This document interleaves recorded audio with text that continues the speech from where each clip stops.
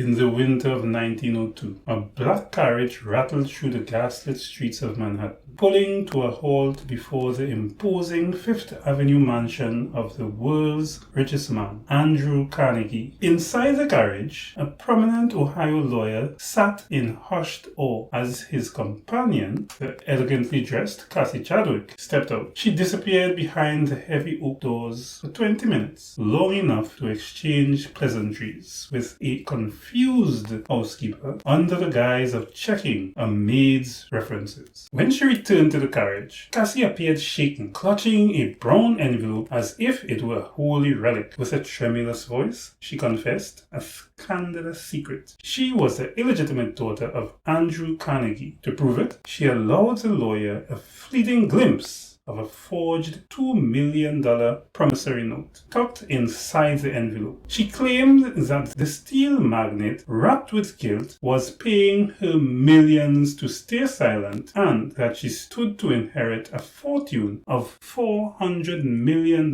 upon his death. This was the masterstroke of the Queen of Ohio. Born Elizabeth Bigley in Ontario, Cassie was no stranger to the grift. She had been forging inheritance letters since she was 14. But as the wife of a respected Cleveland doctor, she now had the social standing to play for higher stakes. She knew that in the Gilded Age, a woman's word was rarely enough, but a man's name was gospel. The rumor of her lineage spread through the walnut panel offices of the Northeast's Ohio banks like wildfire. Bankers, blinded by the prospect of 25% interest rates and the perceived safety of the Carnegie's name, didn't just offer her loans, they begged her to take them. Cassie played the part of the reluctant heiress to perfection. She deposited a sealed envelope allegedly containing $5 million in securities at the Wade Park Bank in Cleveland. The bank president, too polite or too greedy to break the seal, accepted her word as collateral. For 8 years, Cassie lived a life of staggering decadence on Millionaire's Row. She bought grand pianos by the dozen, filled trunks with diamonds, and draped her home in exotic furs, all funded by millions of dollars in fraudulent loans. She ran a personal Ponzi scheme using new loans to pay off the interest of the old ones, while the banks looked the other way, waiting for the Carnegie to die so they could collect. The facade cracked in November 1904. Herbert Newton, a Massachusetts banker who